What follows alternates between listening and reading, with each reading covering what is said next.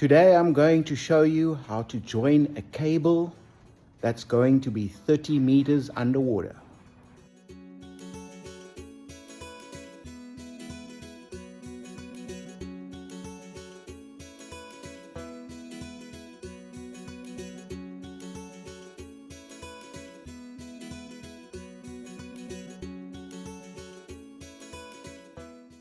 We have a borehole with its underwater cable.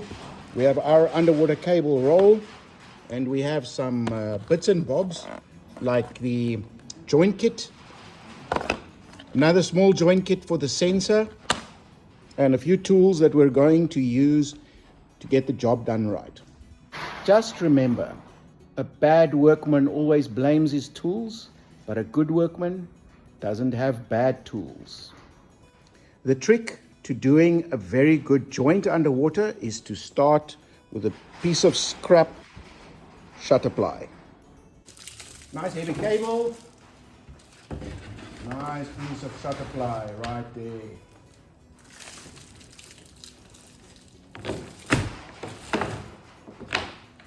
Bam, that's where we're going to do our joint. The first thing that you must check whenever you're buying a joint kit, a two-part epoxy joint kit, is check right over there is an expiry date. Let's have a look at that expiry date in the light. Okay. So it says expiry date October 2026. The reason why you must not use expired stuff is because the chemicals inside start to react. They react very slowly over time, and then it doesn't work if it is not fresh. We are going to start by putting some light on the subject. Don't work in the dark. And then we're going to open up our kit, make sure that everything is there. Here is our two-part resin, and here are some bits and bobs to make the housing, the cradle, with some sticky to put it together. There's the bottom piece, there's the top piece. Here is a place in the joint kit where I can pour the resin in, and these holes over here are vent holes. And when I start installing it, then what I want to do is I want to make sure that it is perfectly level, so that these holes fill up level and has no bubbles inside it. And I'm going to vibrate them a little bit, and I'll show you some nice tricks on how to do that with a drill. And then we're going to mount this temporarily on the wood to hold it for at least 24 hours.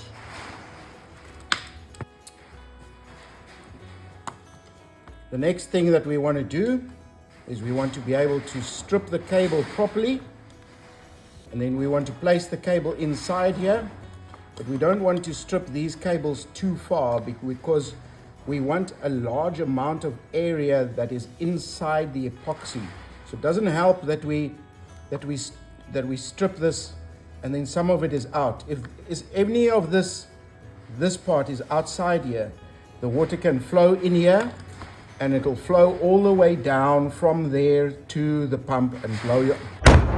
What the? And that is not what we want.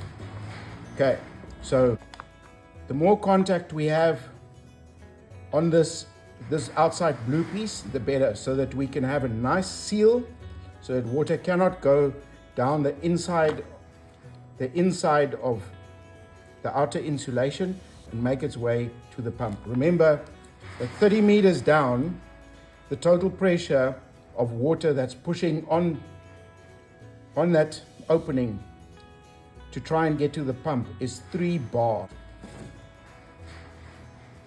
Now, got a nice wire stripper. I'm going to strip a short piece here without cutting into the cables. So, if I mess up, I can start over again. So I want to strip this cable, but I don't want to cut into my cable cores at all. So I'm going to just cut a short distance from the end even if I struggle to get the connection done perfectly, I should have plenty of space for the epoxy to grab onto over here. Now that I've cut a short way through, I'm going to bend it open.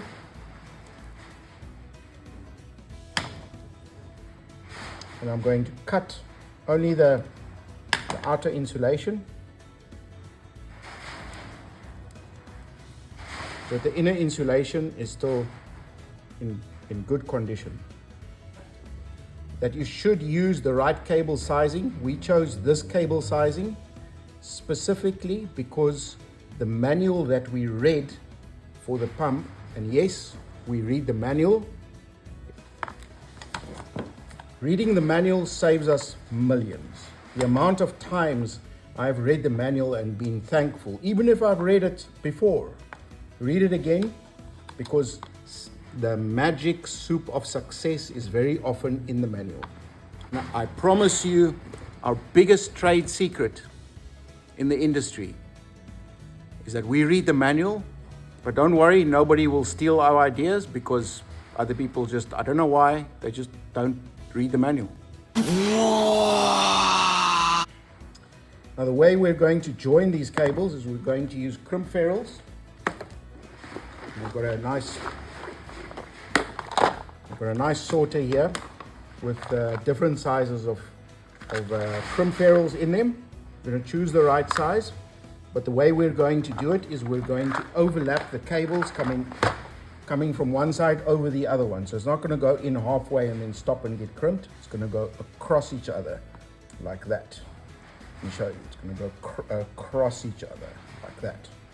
So let me do the preparations quickly.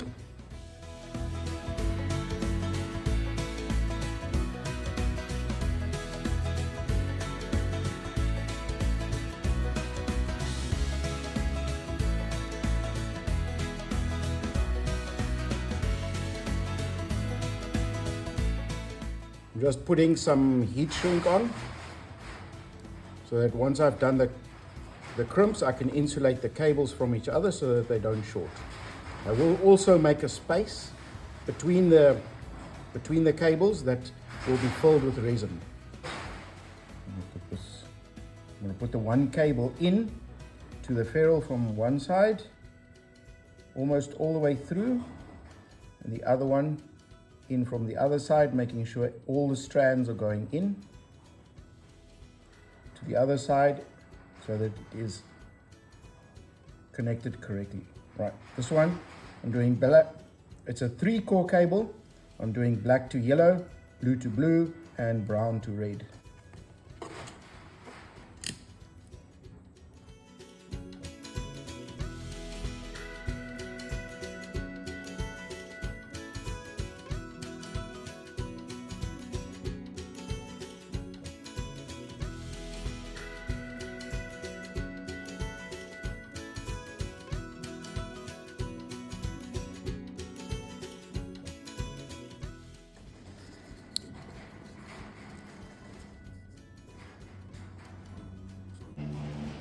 Now I'm just going to shoot this with a bit of heat gun, just to make the heat shrink with heat.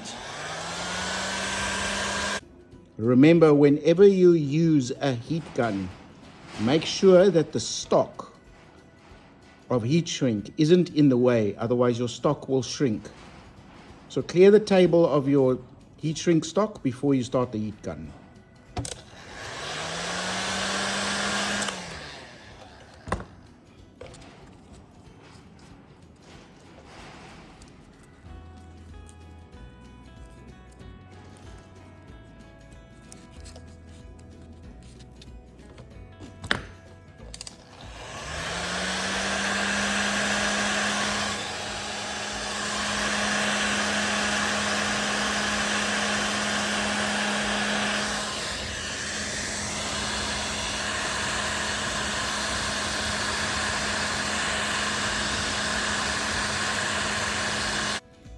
Now you might think it is an excellent idea to get some more heat shrink and put it over this joint, but it's not. And the reason why it's not is because it'll cause a big air bubble around the all around the different cables that the resin cannot get to. So I'm not going to do that. I'm going to put this inside the resin housing, and I'm going to bend it a little bit away from each other, and then I'm going to cast it in resin, and then it's going to have a lot more resin and a lot less bubbles in it. Here we go. What we're going to do next is we're going to have some of these self-drill screws or self-tappers and the right bit and drill so that I can mount this onto my scrap piece of wood. Okay, and then I'm going to clear my workstation a bit again, get my cables into place. I want to do 2 joints, a big one and a small one. So I'm going to do the one here. No, I'm not. I'm going to do it here, right here. Okay. What I'm going to do next, I'm going to just position my cables where I want them. And then I'm going to close this. I'm going to close this nicely. I said I'm going to close it nicely. Okay, now we have a situation here. These little steps over here is something that I can cut away to make the bigger cable fit into a bigger hole here. So I'm going to grind some of this away just on the bench grinder, just so that we can go to the next size up. And then on this side we're probably going to do the same. So I'm going to grind 2 steps away this side and 1 step away that side, because these 2 are different sizes. Okay, they remind me of a man I knew in Devizes whose balls were of different sizes. The one ball was so small it was no ball at all, and the other one won several prizes. Okay, I finished the... What the...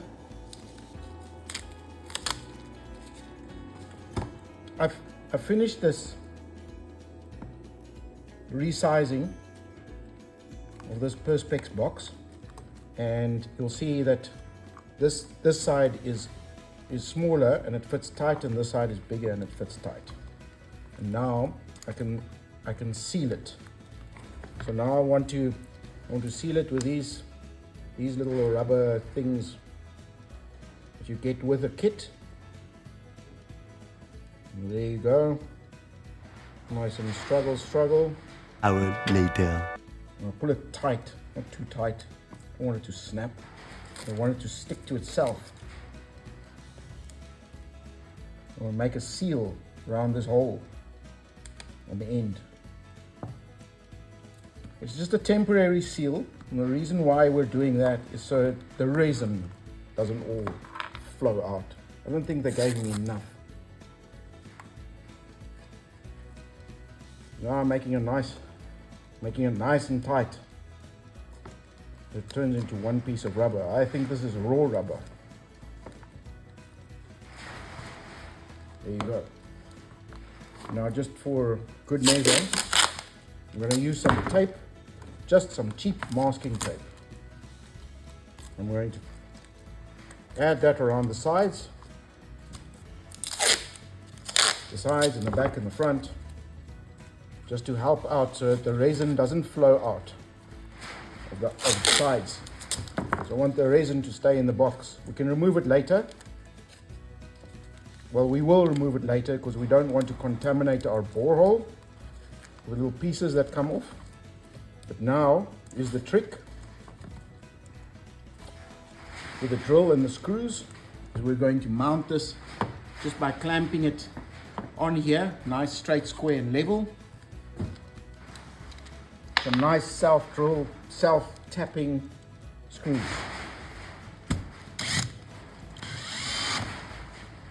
There you go. Just for good measure, I'm going to add some more. So if someone comes and bumps the stock that we're working on, it doesn't mess up the project that I'm doing and spill something all over the place. Now I'm going to open my two 2-part resin packet. Comes in a sealed container which excludes the oxygen. You'll see that it's got 2 parts. Now I need to get a good pair of scissors because I'm going to cut the end off here and make a very small hole. But first I have to mix these two. But I'm going to mix them, but there's a piece here in between which has been sealed. So how am I going to open that now? So I want to mix them. Well, I want to open the whole thing until the whole thing is mixed. So, make sure I've got my scissors ready. This pair of scissors is called Julius scissor. What I'm going to do now is I'm going to pull these pieces apart here, slowly and gently without breaking the packet. Not too gentle enough. I don't break the packet because I want a hole to open between here, between the 2 cavities in the packet. I'll pull it gently. You can see it's almost ready. It's almost through. Watch this. Oh my gosh. Okay. There you go. Now it's one cavity. Now I'm going to mix it, but after I've mixed it, I've only got about 5 minutes before it starts setting and becoming too hard. It will start heating up, so probably a good idea to use gloves with these, but I'm going to be a workshop troll and I'm not going to use gloves, and it's either going to work out very well or it's not. Comment in this comment section below. Tell me before I go on, do you think I'm going to make a mess of my hands if I don't use gloves? Yes. If I know myself, I probably am. And here we go. I can feel it start getting warm because of the reaction. And here we go. I'm going to wash it a little bit like this. I'm going to wash it a little bit like this. Try not to make weirdo sounds. Okay, there we go. Now that my resin is nicely mixed, I do believe it is nicely mixed. For 2 reasons. I've mixed it a lot and it's starting to get warm. It's warming up. One day when I'm big, I'm going to have a thermal scanner and thermal imager, and then I'm going to show you some nice thermal images of amazing things. Now I'm going to cut a hole here. Actually, I'm going to pick a corner that's nice and sharp. I'll pick a nice sharp corner, and I'm going to make a tiny hole. I'm not going to make a big hole. I want to use this packet as my funnel.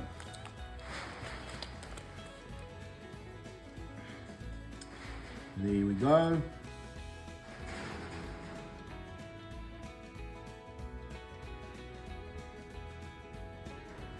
It's starting to spill out, and it's starting to spill out here. And I still have some over here. Oh, it's overflowing. Oh, it's overflowing. Now, have I gotten all the bubbles out? Nice trick to get the bubbles out is we have to vibrate this part of the table to get the bubbles out. I'm going to set my drill to hammer, and I'm going to set it to slow, and then I'm just going to drill the table with a blunt bit.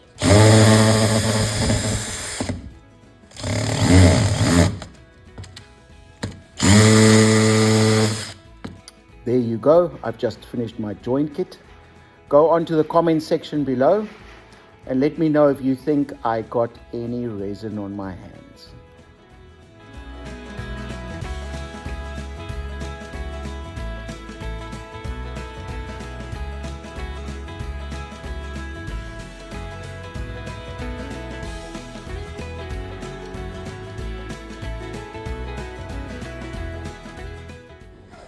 Oh yes, I forgot to mention the reason why we put masking tape all around the bottom of the housing before we start pouring the resin is so that when you are finished, you can pull the masking tape off and it doesn't stick to your board. Otherwise, it might be on there forever.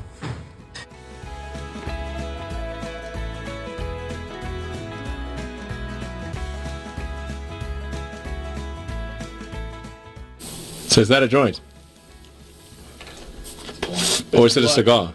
I'm here at the borehole site where we're going to put in the borehole, but I'm going to connect the borehole to the pipe and I'm going to tie the rope to it, and then I'm going to lay the cable right next to the pipe, which has got no kinks in it. That pipe is going all the way to the plate over there. We're going to cable tie about every meter. This is a solar borehole and we cannot put it deeper than 30 meters. So we'll have to measure the pipe and the rope and make sure it doesn't go deeper than 30 meters underwater. But the water table here is almost right at the top and right in the middle of winter. The water table comes all the way to the road level. So 30 meters is from there down, not more than that. We are also going to wire up the dry run sensor so that if the pump, if the borehole runs dry, that the pump does not run dry. So the sensor will be above the pump. We're using a rope that is made out of miniature Yorkshire Terrier hair.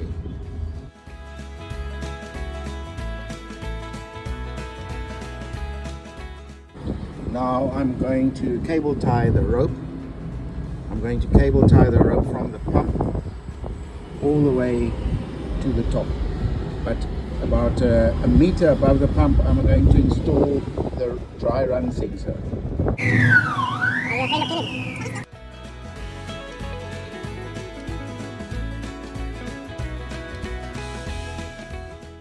The solar power is coming in from the roof, which is energizing my controller, and the controller is getting power from the roof. When the sun shines on the panels, the borehole pump is running, which is this cable going down all the way to the borehole pump. And when the sun shines, it pumps water until the tank is full. When it rains, then the tank fills with rainwater. You can see the borehole pump is busy pumping water into the tank because the sun is shining. But if the sun is not shining and it's raining, then the tank will fill with rainwater from this roof.